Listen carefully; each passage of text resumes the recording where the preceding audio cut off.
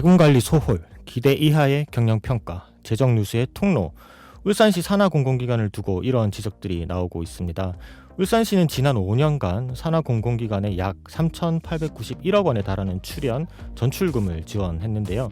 하지만 울산시 산하공공기관은 최근 3년간 종합감사에서 171건의 부정적 사례가 적발됐으며 채용과 관련해서도 23건의 감사 처분을 받은 바 있다고 알려져 있습니다. 막대한 지원금에 비해 방만 경영이 여전한 것으로 해석되는데요. 많은 예산에 대한 관리, 감독이 제대로 이루어지지 않고 있다는 것이겠죠. 공공기관의 방만 경영으로 인한 피해는 결국 시민에게 돌아갈 수밖에 없습니다. 이번 민선 8기에서는 경영 효율성 제고를 위한 제대로 된 대책을 잘 마련해야 될 것으로 보입니다. 시사팩토리 100.3 청취자 여러분 안녕하세요. 나울통 정치 에디션 진행을 맡은 이태인입니다. 청년의 상상력을 더해 울산의 정치 현안을 들여다보는 시간인데요. 오늘은 나울통 정치 에디션의 핵심 코너이죠. 울산 지역사회에서 일어나는 중요한 사안에 대해 해석을 물어보고 해결 방법을 함께 고민해보는 월간 박맹우 코너 준비했습니다. 그럼 지금 바로 출발합니다.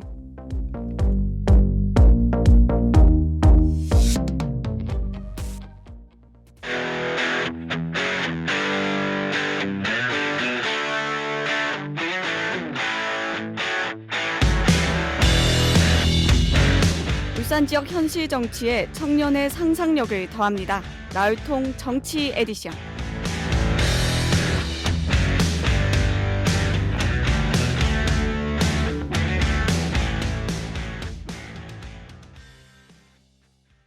지금 스튜디오에 박맹우 전 울산시장님 오셨습니다. 안녕하세요. 안녕하세요. 반갑습니다. 네, 오랜만에 뵙습니다. 한 달간 어떻게 지내셨습니까? 그동안 뭐 좀 쉬기도 하고 네. 사람들도 만나고 네. 또 개인적인 무슨 자료 정리나 뭐 의미 있는 시간을 보냈습니다. 네, 알겠습니다. 한 달 동안 청취자분들이 많이 기다렸던 시간 바로 진행해 보도록 하겠습니다. 오늘은 이제 나울통 월강 박맹우 코너에서는 이제 울산시의 추연 기관과 위원회에 대한 얘기를 한번 짚어보도록 하겠습니다. 그럼 바로 질문 드리도록 하죠. 이제 지난 5년간 울산시가 산하공공기관에 지원한 금액이 총 3,891억 원에 달한다고 합니다. 공공기관은 이제 시민들의 복지 증진이나 지역경제 활성화를 위해서 설립된 기관이잖아요. 그런데 이 예산들이 시민들의 편의 및 복지를 위해 쓰이지 않는다. 오히려 운영비로 과도한 혈세가 낭비되고 있다. 이러한 지적들이 나오고 있습니다.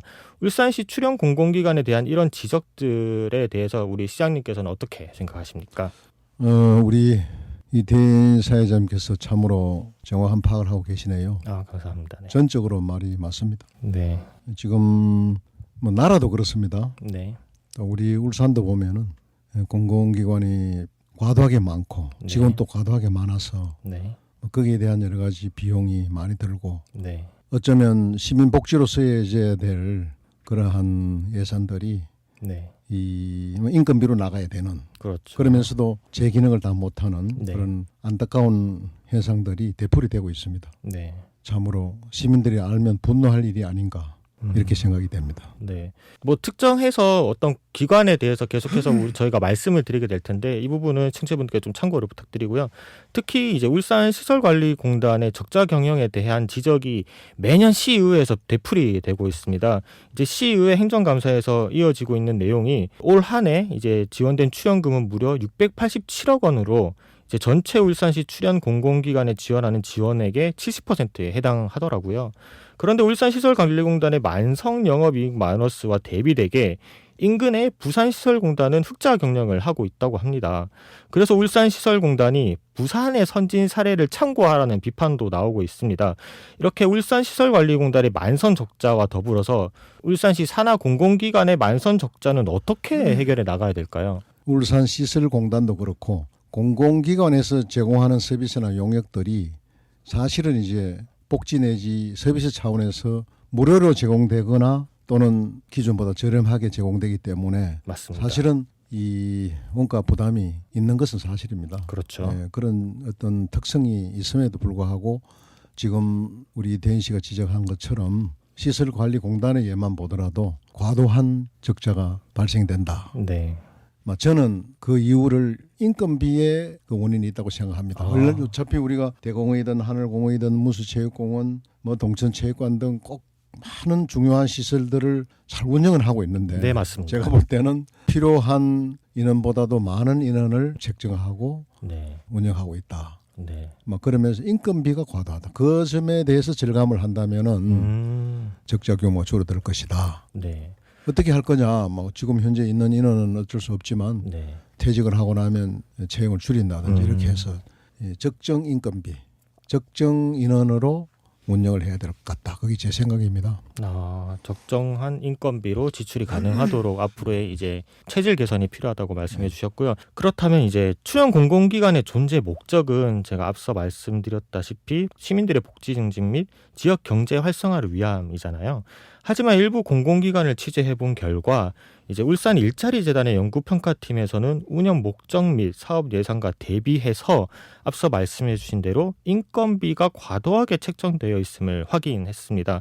구체적으로 살펴보면은 이제 1년간 해당 부서 그러니까 이제 연구평가팀에서 진행하는 운영 사업은 3억 원 미만이지만 이제 팀장의 선임 연구원 그리고 연구위원 4급에 해당하는 그리고 대리 6급에 해당하는 그리고 기간제 연구위원 4급, 연구원 5급 2명으로 지급되는 인건비가 해당 부서의 사업비에 버금간다고 하더라고요.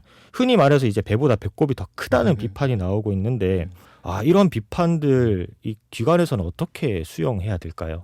저도 뭐 어느 기관을 지정하고 싶지는 않습니다만은 사회자님이 그렇게 말씀하셨으니까 네네. 그 부분은 인용을 하겠습니다. 네. 일자리 재단은 결과적으로 일자리를 창출하고 네. 또 좋은 일자리에 대한 어떤 지원을 하고 뭐 이런 것이겠는데 네네.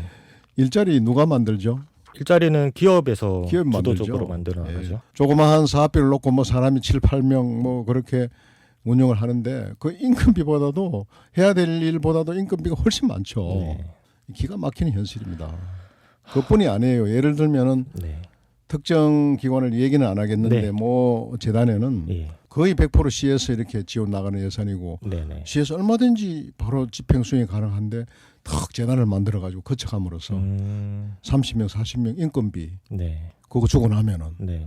100이 내려가야 될 게 50도 내려가지 않습니다. 이거 복지 저해하는 거죠. 그렇죠. 참 기가 막힌 일들이 많이 벌어지고 있어요. 네. 맞습니다. 특히 뭐 어느 재단이라고 말씀해 주시지 않았지만은 일부 이제 국비를 받아서 운영하는 공공기관도 있지 않습니까? 그렇습니다. 그런데 국비 비율이 부족한 기관들이 유독 많잖아요. 특히나 시비로 이제 시 비용으로 이제 운영이 되는 그런 기관들도 자체적으로 이제 뭐 수익 창출이나 영업이익을 개선해 나갈 수 있는 구조를 만들어 나갈 필요가 있다고 생각이 드는데 그것을 잘하고 있는 것이 울산 테크노파크더라고요. 테크노파크는 이제 자기만의 수익 창출 모델을 만들어서 지속적으로 국비 사업을 본인들이 이제 아이고 저 잘 파악하셨네요. 네.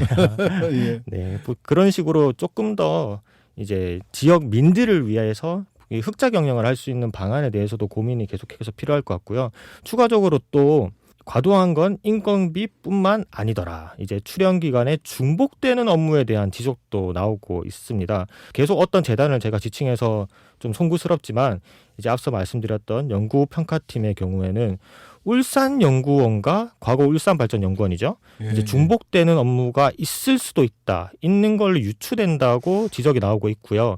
그리고 약 3억 원 미만의 사업비 중에서 일부 책정되어 있는 조사 사업을 외주로 뒀다고 하더라고요.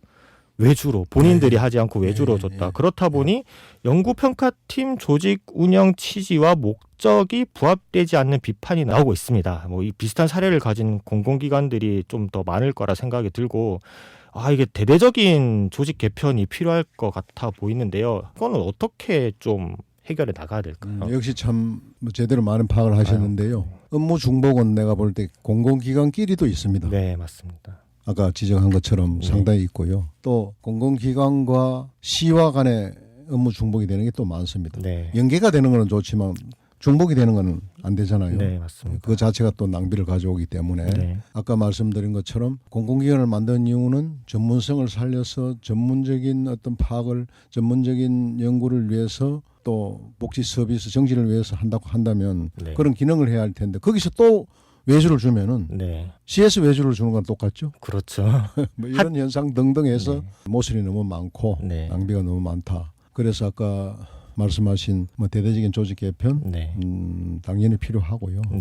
대구 예를 한번 보자고요. 네. 18개 보도에 하면 18개 공공기관이 뭐 10개로 대폭 줄이겠다. 네. 이렇게 얘기를 하는데 참 취지를 저는 충분히 이해할 수 있습니다. 다만 네. 이제 어떻게 무리 없이 할 수 있느냐 하는 것은 별도의 문제가 되겠습니다. 네. 예. 그렇다면은 출연 기간과 관련한 문제점들에 대해 시민들에게 의견을 한번 제가 여쭤봤습니다.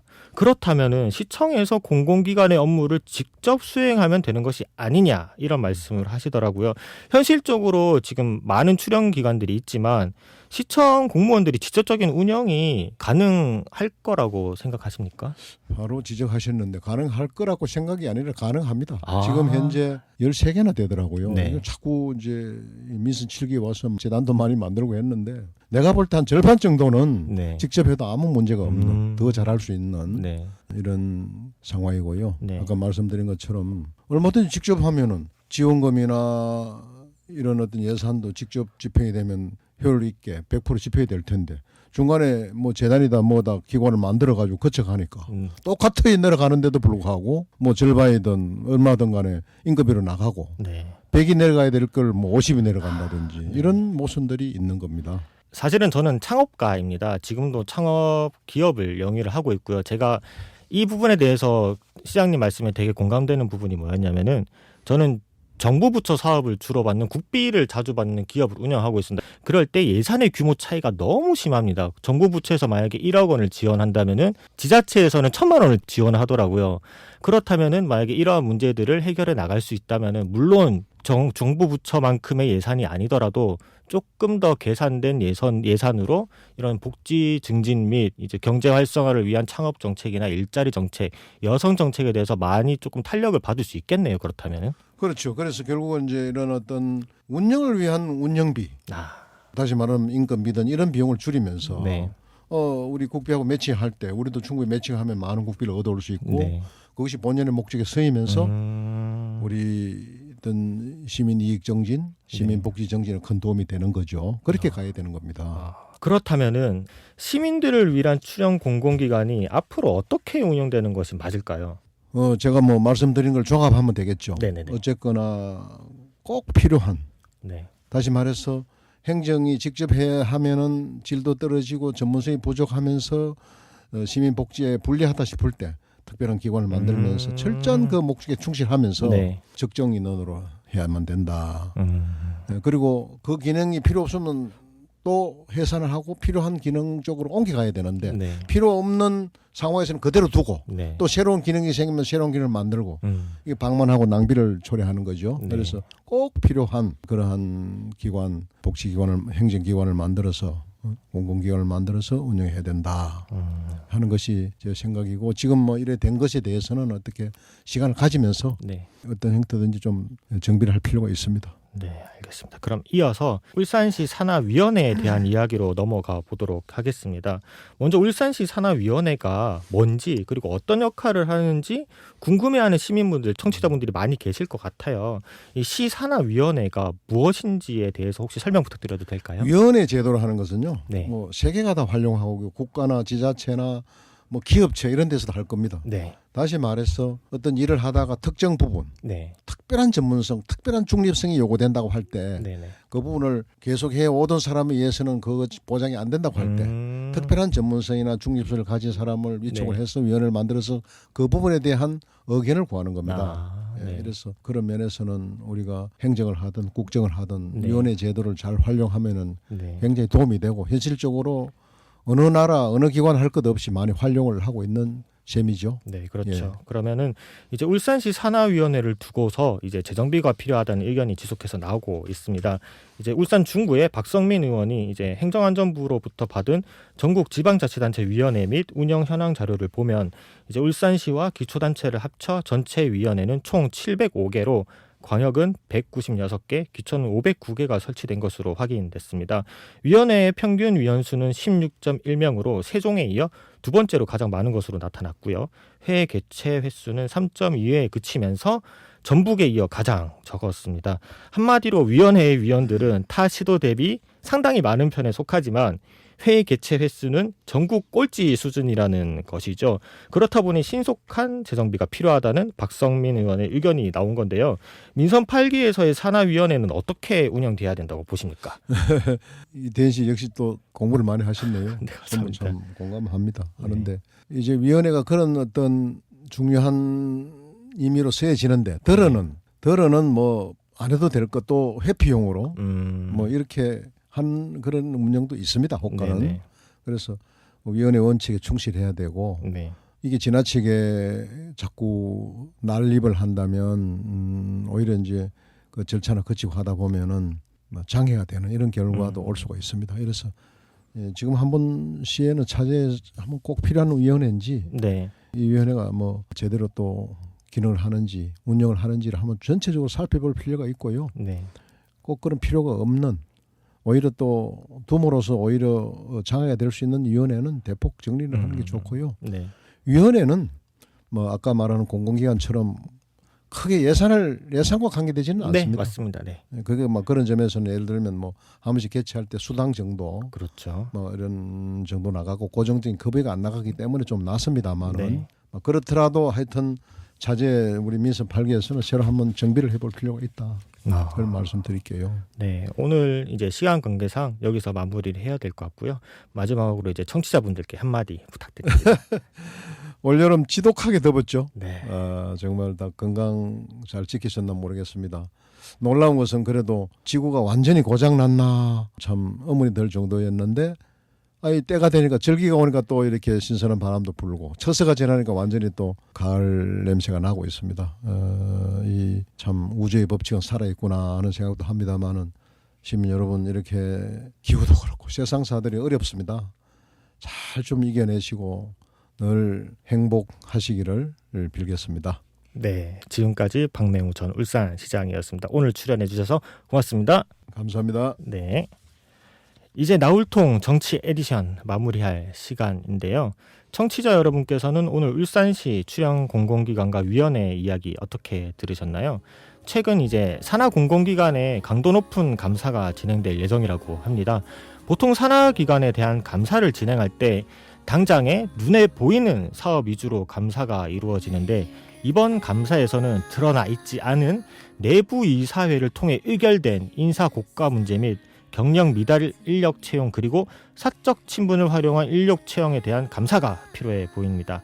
지금 아이유가 부른 매일 그대와 나가고 있는데요. 이어서 스탠딩 에그의 안아줄게 띄워드리면서 오늘 방송 마무리하겠습니다. 지금까지 진행의 이태현이었습니다.